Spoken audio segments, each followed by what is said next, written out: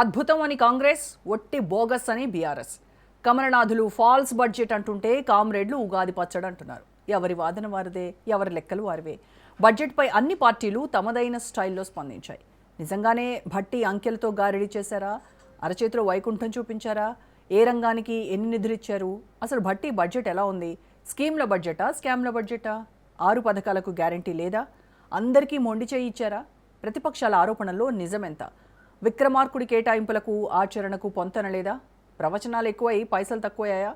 Budget లడాయిపై ఇవాల్టి special debate.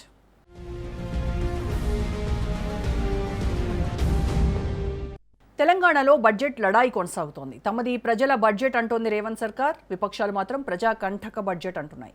2026-27 ఆర్థిక సంవత్సరానికి గాను 3,24,234 కోట్ల రూపాయలతో పద్దును ప్రవేశపెట్టారు డిప్యూటీ సీఎం భట్టి విక్రమార్క. ప్రతి పౌరుడికి సామాజిక ఆర్థిక న్యాయం అందించడమే తమ లక్ష్యమన్నారు.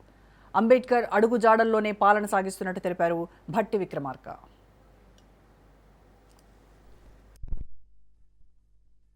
2026-27 బడ్జెట్ అంచనాలు 2026-27 ఆర్థిక సంవత్సరానికి మొత్తం వ్యయం 3,24,234 కోట్ల రెవెన్యూ వ్యయం రూపాయలు 2,34,406 కోట్లు, మూలధన వ్యయం 47,267 కోట్లుగా ప్రతిపాదిస్తున్నాను. తెలంగాణ ప్రజలపై విశ్వాసంతో, వారి భవిష్యత్తుకు భరోసా కల్పిస్తుందన్న నమ్మకంతో ప్రజల పక్షాన నిలబడి వారి స్వప్నాలను సాకారం చేసే ఈ 2026-27 ఆర్థిక సంవత్సరపు బడ్జెట్ను సదా ఆమోదం కోసం సమర్పిస్తున్నాను.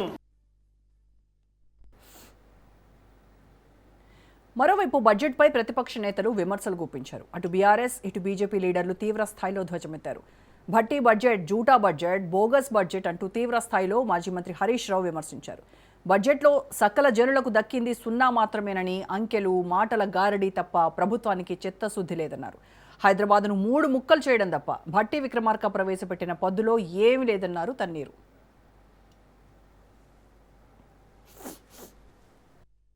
రాష్ట్ర ప్రభుత్వం ఈరోజు ప్రవేశపెట్టినటువంటి బడ్జెట్ రాష్ట్ర ప్రజల్ని చాలా తీవ్రంగా నిరాశపరిచింది. 6 గ్యారంటీలకు రేవంత్ రెడ్డి గారు, భట్టి విక్రమార్క గారు కలిసి ఈ బడ్జెట్ తో విజయవంతంగా గోరి కట్టారు. గత బడ్జెట్ ప్రసంగం కన్నా ఈ బడ్జెట్ ప్రసంగంలో 20 పేజీలు పెంచారు, 20,000 కోట్ల బడ్జెట్ పెంచారు తప్ప 6 గ్యారంటీల ప్రస్తావన గాని దానికి అవసరమైన నిధులు కేటాయింపు చేయలేకపోయారు. కాగితాల మీద, అంకెల మీద తప్ప ప్రజల కష్టాలు తీర్చడంలో గాని 6 గ్యారంటీల అమలు విషయంలో ఈ ప్రభుత్వానికి చిత్తశుద్ధి లేదని మరొకసారి స్పష్టంగా అర్థమైపోయింది. ముఖ్యంగా బీసీ, ఎస్సీ, ఎస్టీ, మైనారిటీ డిక్లరేషన్లు కేవలం ఓట్ల కోసమే తప్ప ఆ వర్గాల బాగు కోసం కాదని ఈ బడ్జెట్ నిరూపించింది. గత బడ్జెట్ లో పథకాలు పెట్టి నిధులు ఖర్చు చేయని పథకాలకు తిరిగి మళ్ళీ ఇది ఈ బడ్జెట్ లో కూడా అవే పథకాలు, అదే నామస్మరణ. భట్టి విక్రమార్క బడ్జెట్ మొత్తం అబద్దాలేనన్నారు మాజీ మంత్రి కేటీఆర్. బడ్జెట్ స్పీచ్ రాజకీయ ప్రసంగంలా ఉందని ఫైర్ అయ్యారు. అరచేతిలో వైకుంఠాన్ని చూపించారని మండిపడ్డారు కేటీఆర్. అలాగే ఉగాది పచ్చడిలా బడ్జెట్ ఉందని సిపిఐ ఎమ్మెల్యే కూనంనేని తెలిపారు.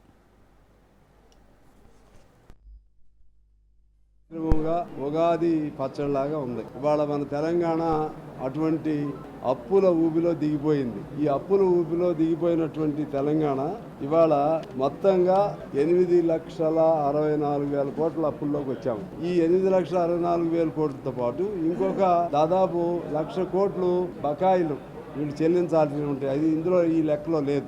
ఇంత డబ్బు ఎలా తీసుకొస్తారు అనేది పెద్ద ప్రాబ్లం. ఈ దశలో బడ్జెట్ ప్రవేశపెట్టడం అంటే పెద్ద కత్తి మీద సాము లాంటి, ఎవరున్నా చేయగలిగింది లేదు. ఉన్న దానిలో ఇంత కష్టమైన క్లిష్టమైన స్థితిలో ఈ గవర్నమెంట్ పెట్టిన బడ్జెట్ చేదు తీపిల మిశ్రమంగా మేము భావిస్తున్నాం. మిశ్రమంగా ఉగాది పచ్చడిలాగా ఉంది. ఇవాళ మన తెలంగాణ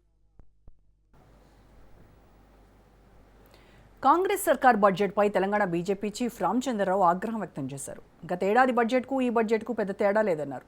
మైనారిటీలకు నిధులు కేటాయించారు, మిగతా వాళ్ళు ఏం పాపం చేశారని నిలదీశారు రామచంద్రరావు. విద్యారంగానికి తక్కువ నిధులు కేటాయించడంపై ఆయన మండిపడ్డారు.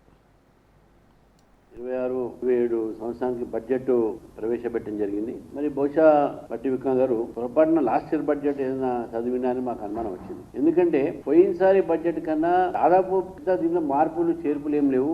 వీళ్ళు 2.5 సంవత్సరాలు వచ్చిన తర్వాత కూడా ఈ ప్రభుత్వం ప్రజలకు ఏం చేసింది, ఎక్కడ ఏం అభివృద్ధి జరిగింది అని కూడా చెప్పుకోవడం జరిగింది. కానీ ఎక్కడ కూడా దాని యొక్క రిజల్ట్ విషయంలో ఎక్కడ కూడా మాట్లాడలేదు. చాలా బాధాకరమైన విషయం ఏంటంటే వాళ్ళు మాట్లాడుతున్నారు ఎడ్యుకేషన్ గురించి. మీరు ఎడ్యుకేషన్ విషయంలో గత సంవత్సరం కన్నా ఒక 1000 కోట్లు పెంచినప్పుడు కూడా ఓవరాల్ బడ్జెట్లో అది కేవలం 8.6% మాత్రమే ఎడ్యుకేషన్ అలాట్మెంట్ ఉంది. ఇతర రాష్ట్రాలు మనం పోల్చుకుంటే ఇప్పుడు ఆంధ్రప్రదేశ్ 13%, బీహార్ 21%. ఈ విధంగా ప్రతి రాష్ట్రం కూడా ఎడ్యుకేషన్కి వారు ఇస్తున్నటువంటి ఒక ప్రాధాన్యత ఉందో వాళ్ళ బడ్జెట్లో ఉన్నటువంటి ఒక కేటాయింపుల మీద. ముఖ్యమంత్రి గారు పోయి ఉస్మానియా యూనివర్సిటీలో నేను 1000 కోట్లు ఇస్తా అని చెప్పేసి అది 1000 రోజులైనా కూడా దాని గురించి మాట్లాడరు.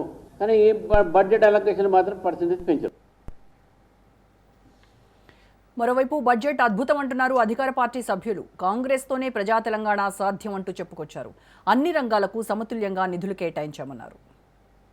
సంవత్సరానికి సుమారు 3,24,234 కోట్ల రూపాయలతోని రాష్ట్ర బడ్జెట్ అంచనాలు శాసనసభలో ప్రవేశపెట్టి ఆ బిల్లును ఆమోదించుకున్న సందర్భంలో social welfare, tribal welfare, disable శాఖ మంత్రిగా మేము మనస్ఫూర్తిగా రాష్ట్ర ముఖ్యమంత్రి గారికి, రాష్ట్ర ఆర్థిక శాఖ మంత్రులకి, ప్రభుత్వానికి నేను ధన్యవాదాలు తెలియజేస్తున్నా. ఈ ఆర్థిక సంవత్సరానికి సుమారు 3,24,234 కోట్లు